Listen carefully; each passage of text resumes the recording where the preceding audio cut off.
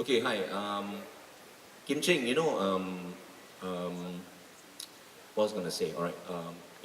I think for me, right, the NUS years were very important, and I like to sing out two lecturers, Robert Lumsden and Robert Scott Dupree, who was my supervisor.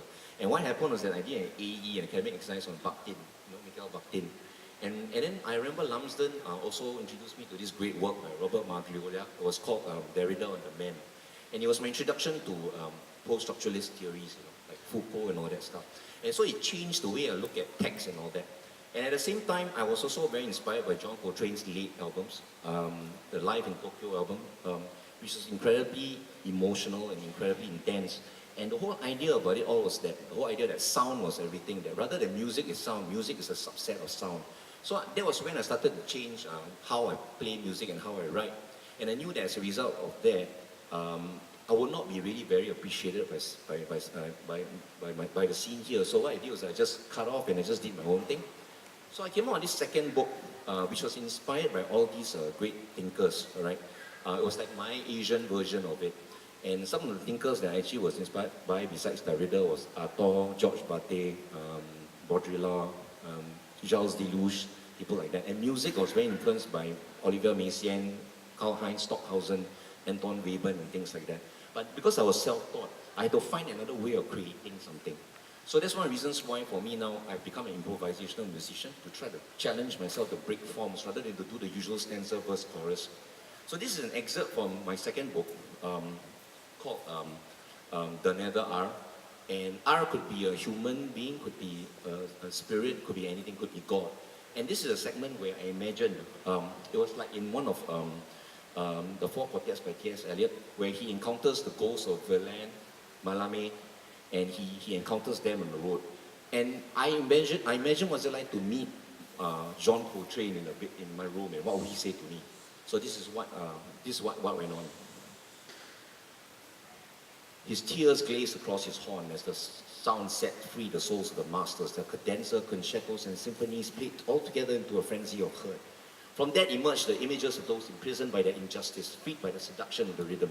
Even in such enlightenment, there is no true freedom. The sounds, vibrant, couldn't stop his grief, but the horn played on became music, the uncreated universe that created into his heart the sense of never knowing.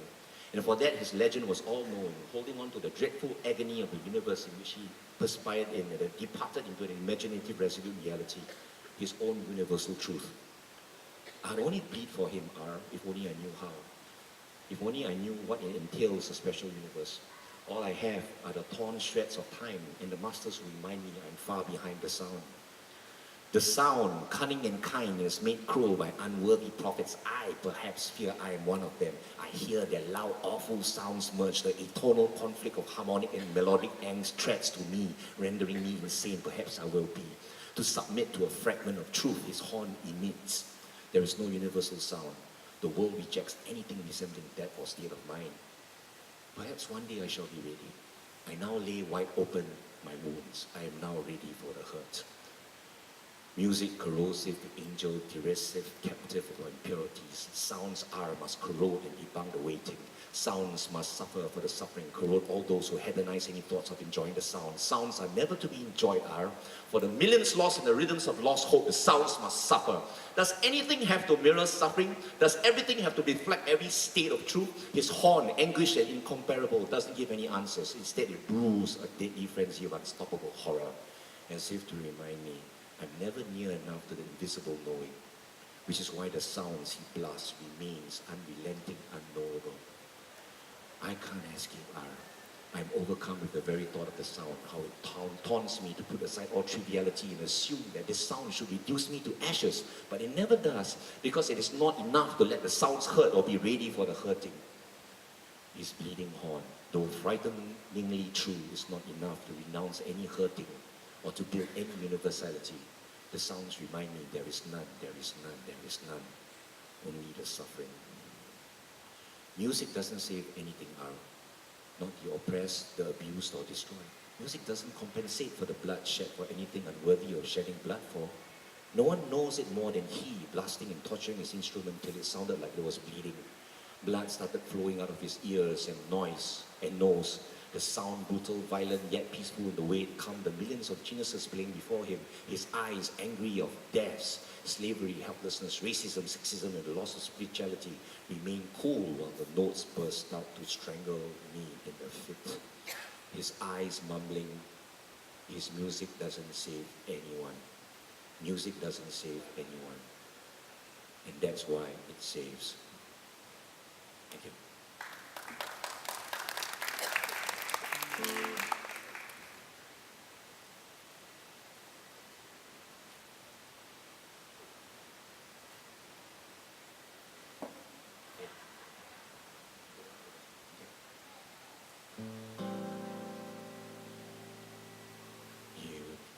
Don't know what love is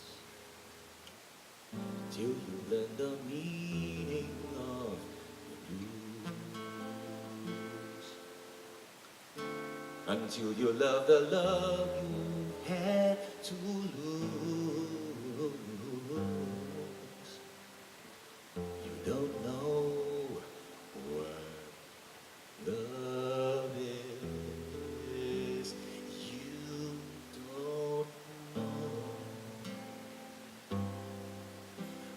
Lips hurt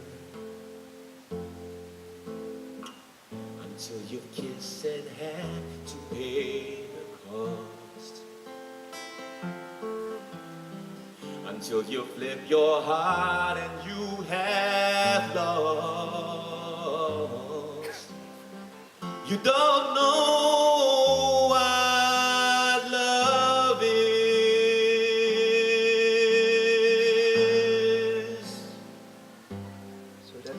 Chet Baker again. It's one of the musicians that kept me going, kept me company on the long drive between Berowra and Newcastle. Berowra where I lived and Newcastle where I worked. It's about 120 kilometers. I'll drive 120 kilometers up north and then to work and then back again. And so I have a lot of good musicians to keep me company, keep me going, and that Chet Baker CD was one of them. It's a source of sustenance, and that song just played again and again in my head. And when I was asked to write a love poem, so I thought of Chet, and this is what came out. So what love is? Chet's voice playing in my head as I wheel the bins out and park them in line with the neighbors on the street. Queue of waste from a week's effort to keep the family alive, the civic and familiar routine, standing for what we once knew of love in another life and climate, the tropical swelter wrapping us in the flush of first love, the slow burn unbuttoning to days when we were given, wholly given to something other, our bodies tuned to a calendar of desire, the story coming to life on our skin as our hands found a way to travel together. Now, let's come to this. Our lives mortgaged to a new country, the children and bills, to the long commute, and Chet Baker is still telling me,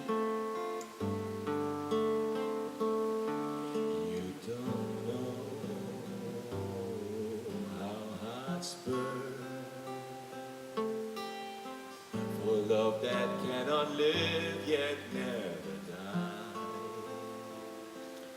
The words surviving the long drive, the tune deepening its groove on the freeway, and I'm looking heavenward to a winter sky peppered with alien stars, as if listening for echoes of the days of our first love, for the beams that surely must be out there traveling beyond the dead stars of the past and the orbit of our passion's birth, to this wintry atmosphere that has swallowed up our lives. We don't know what love is, but perhaps it knows us now. The monthly discharge of the mortgage, the way the money feeds an account that ties up our days and makes of our marriage the music we don't hear.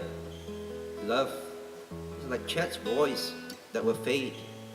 The way dreams take our purring children to parentless worlds. Spooning will come as if to the home we've lost and sleep in the borderless country of love.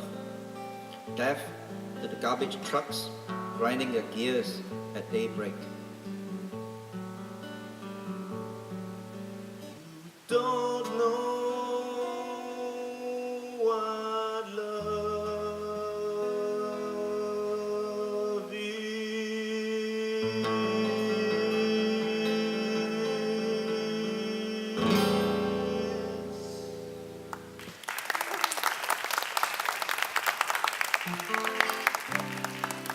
Okay, Kim Cheng, I'm going to try to put on my best accent for this best impersonation, but forgive me if I flop, right? And you can just go ahead and talk about the poem because it's complementary to this song, and you guys will know what this song is, I think.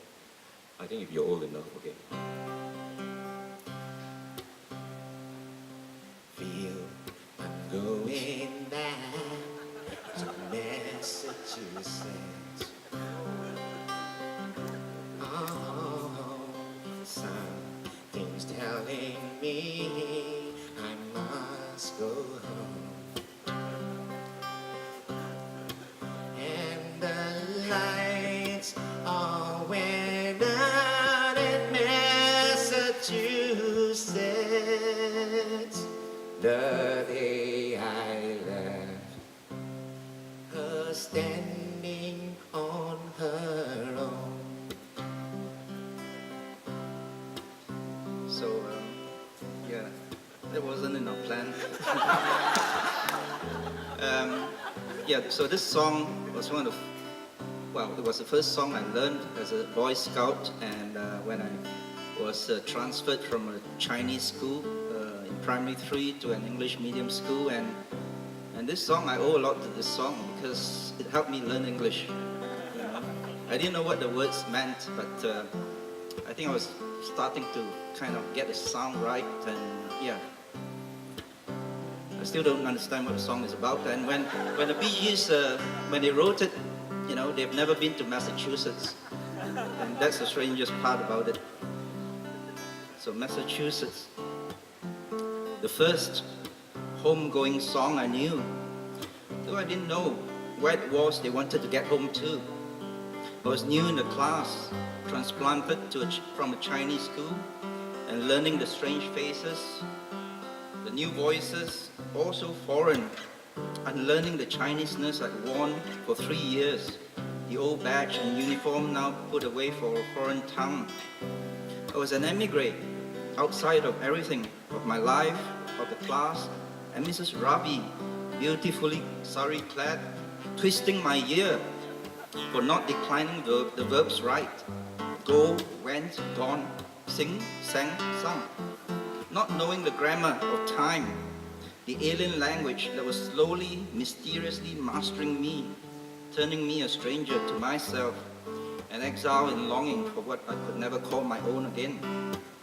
Then I was in the Boy Scouts, learning the song, the melody, the words filling the valves, the instrument of my body, and when no one was around, the words were rolling off my tongue, trilling after that tremolo age, the pitch, but for a moment you sense the missing key, the way back, the way home. It was as if they were always there, the voices, their song waiting for me, as I got up at dawn for the school bus, as I waited for my father to show up, to take me away from the school, of strange faces that seem so at home, happy as you're meant to be in childhood.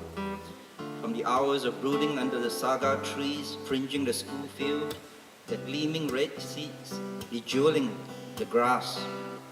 The words, the lyrics entered me, like the bird's song filling the spaces of the wandering branches of the trees, the chant of afternoon sun lighting up the lungs of blue-green air. Words I barely understood, that place longed for not on the small altered map of my life, but somewhere far inside me. The words rose up in me like an anthem, a credo, as the scouts sang their medley on the school stage, a concrete platform under the rain trees, their flowers dusting the grounds.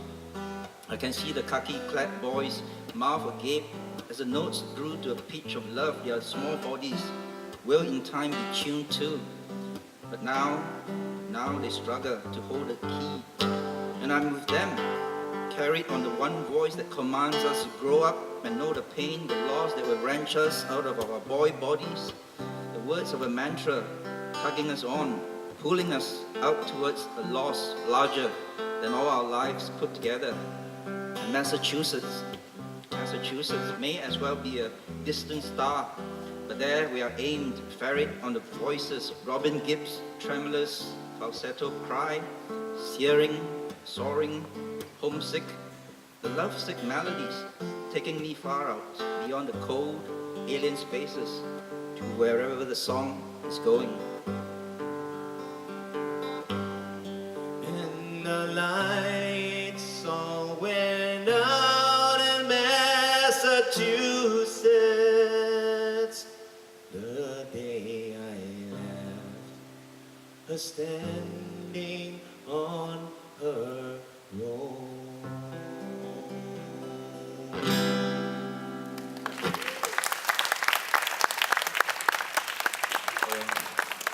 That was quite fun actually. Okay, this is, well, you know, Kim Cheng, I have a confession to make. Right? When I went to your place in NTU to practice, right, I was telling you that after I did Nether, I was so drained, I had nothing to say. So in the end, I just started making music, and I think maybe I made a bit too much music, but basically I did that.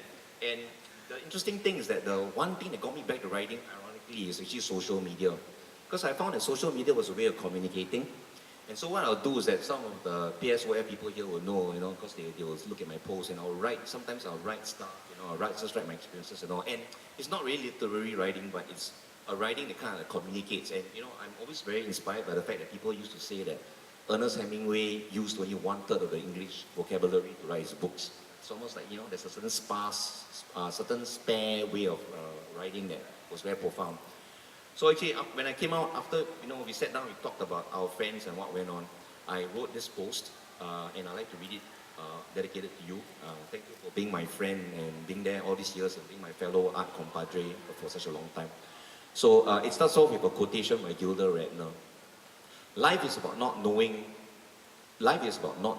having to change, taking the moment and making the best of it without knowing what's going to happen next. NTU, Singapore. I took a look out of my friend's balcony, and all these thoughts penetrated my mind.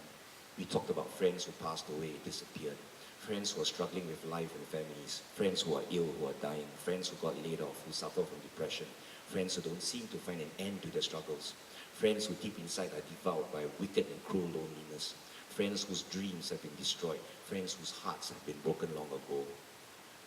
But to me, this is the state of the universe. Sad as it may be, no one is immune to it, no matter how young or old we are. Some plastic bag disintegrating in the Atlantic might one day kill me, drinking water from there. While I speak, I don't know if a cancer is developing in me or if I will stroke out. No one really knows. This is the great leveler. More so now than ever. None of us will ever be free from uncertainty. But today, I am fine. In fact, today, I'm perfectly fine. I feel my breathing in the air. I stare out into these woods and I say, I have to change. Again and again I have to say, I need to move on, to keep making deep meaning in my life, knowing that change and meaning will save me, and lots and lots and lots of passion. I'm on 100 bars now to awake. At least she lived till 83. But it doesn't matter.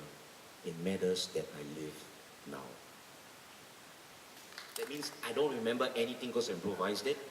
So I spent a lot of time practicing this song, which is aptly titled Blood Gold. And it's actually from an album that I did for my dad.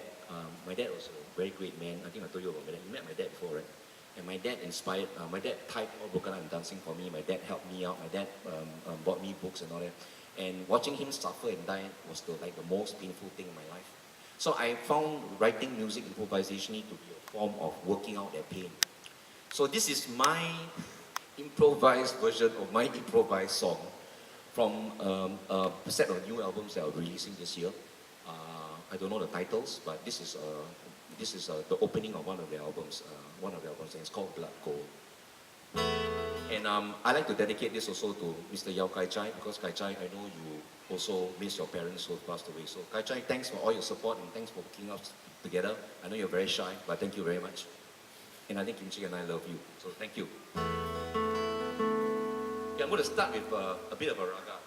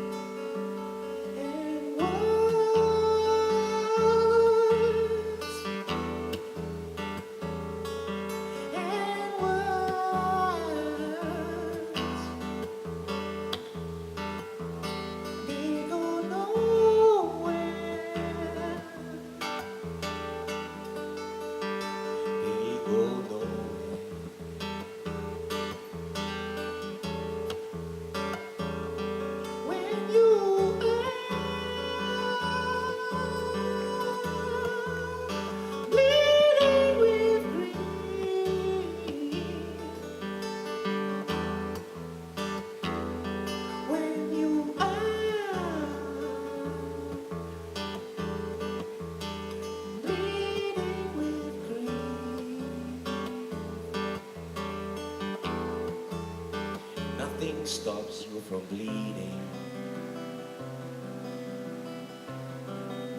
and nothing stops you from crying.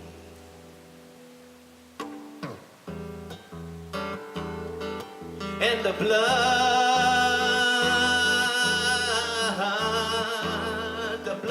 turns purple. Yeah, yeah, yeah. And the blood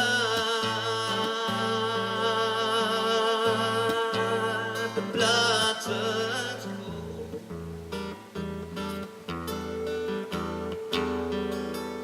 And the blood tells you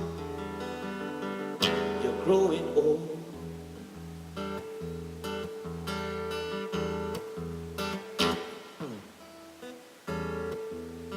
Daddy, you are gone,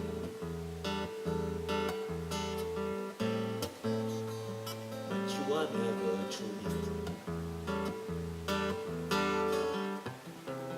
Daddy, you are bleeding into my soul.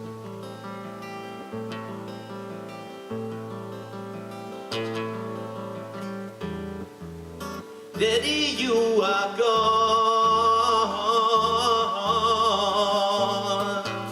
but Daddy, your memories bleed on into my blood.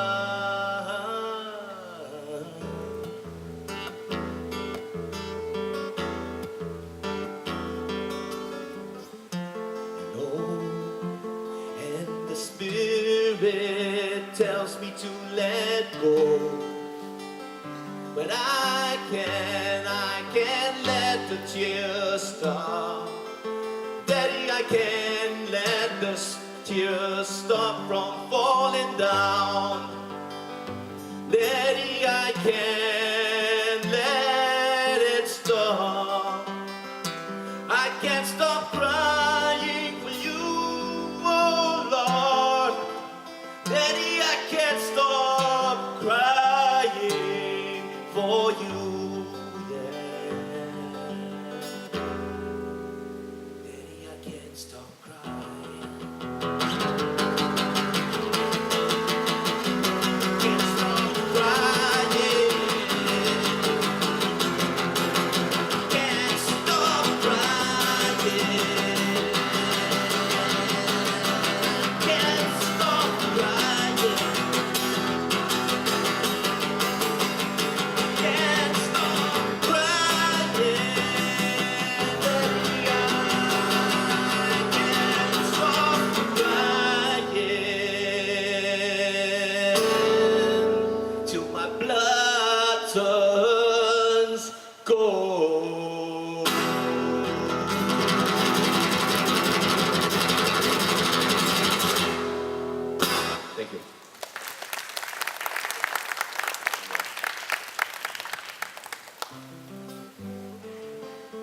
Okay, this is another familiar song. We're going to end it off with this, and Kim Cheng will talk to you more a bit. But before that, I think I'd like to dedicate this song to all of you guys for coming down. We didn't expect such a good turnout, so thank you.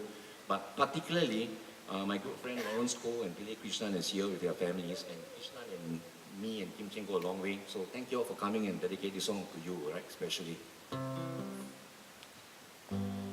So, yeah, this song evokes, my childhood in the late 60s and early 70s, living in Tanglin Halt, and also it brings my grandmother back, who took me on the bus to Pasir Panjang to visit our relatives, and it always reminds me of that, my childhood. And it's amazing how a song, a piece of music can evoke, our childhood, with such immediacy.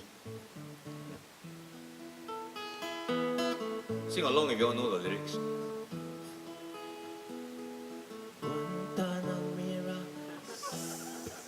Wahira Wantanamera, Wantanamera, Wahira Wantanamera. So it's a Cuban song, but it's kind of transplanted to Pasir Panjang, Tanglin Halt. The song, its haunting tune, catchy lyrics, has become inextricably linked with that track of my childhood spent in Tanglin Halt. Hearing it after all these years brings back the hoarded associations, and it's yesterday once more, to quote the Carpenters.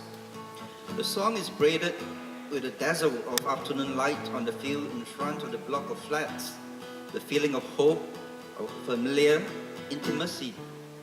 Strangely, at the age of 5, those days were already dressed in sentimental nostalgia. And my recollections now seem like memories of memories. For me, the song will always bring back the moment when I first became of the complex world that the grown-ups inhabit. My first inkling of the carousel of romance, heartbreak, and death, the alloy of happiness and pain in equal measures. It brings back the image of Aunt Shirley looking out each day for mail from Montreal, where her future husband was studying, and being attracted to another man. A few times we tagged on in our outings with this man. I was dimly aware that Auntie Shirley wanted my sister and I to be, as a safety measure, she had sworn to wait for her fiancé's return. Not that we minded. Aunt Shirley's friend had a car and took us on our first rides. Sense how happy she was, even though she must have felt miserable at being tempted.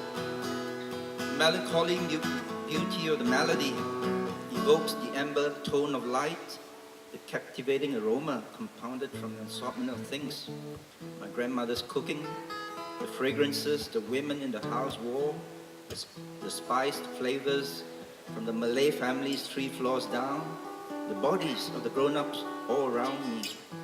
In its mantra-like refrain, it brings back the heady days that my uncles and aunts lived through.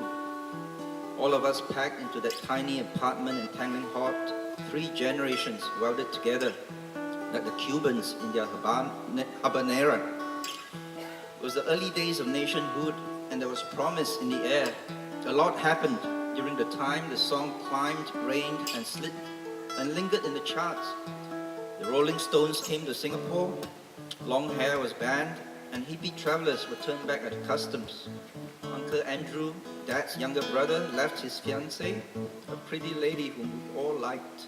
National service was introduced with Uncle Heng, Granny's youngest child, as one of the first servicemen. He returned from camp with a duffel bag and spent the entire weekend starching and ironing his uniform, waxing and polishing his boots. I also remember seeing death for the first time. It was our neighbor, a gentle Peranakan man who smoked his pipe in the corridor. I fell in love with the fragrant, bourbon-laced tobacco smell. And the idea of the pipe, a dream I realized 30 years later when I bought my own Peterson pipe in Dublin. Maybe it wasn't him, but his mother, whose face in the casket without past in the nearby Blessed Sacrament Church. What have remained are the sweet reefs and the sweet scent of pipe tobacco, the air bright with romance blossoming, and my family together still. I remember a car ride in Uncle Andrew's Ford, breezing on the Pasir Panjang Road. It could be Cuba, with the coconut palms and the smell of the sea. We were visiting my granny's, swatting friends in a seaside kampong. We had a beach on the left and coconut trees on our right. There was a bucolic kampong life at the end. We would play gasing and perhaps be taken out to sea. But now we are eating air, the Chinese idiom for relishing the drive. The radio was on and it was Guantanamera. I didn't know who Castro was or Che Guevara, but the road, unreeling, became one with the song, carrying us forward. The unknown country far away blending with the country that one has loved and lost. The words like a chant of faith.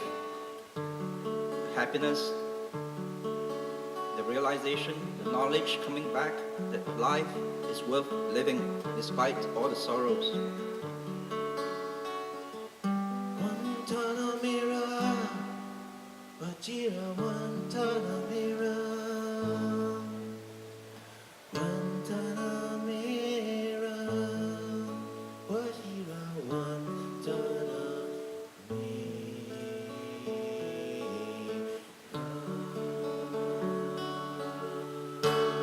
Thank you. Good night. Thank you.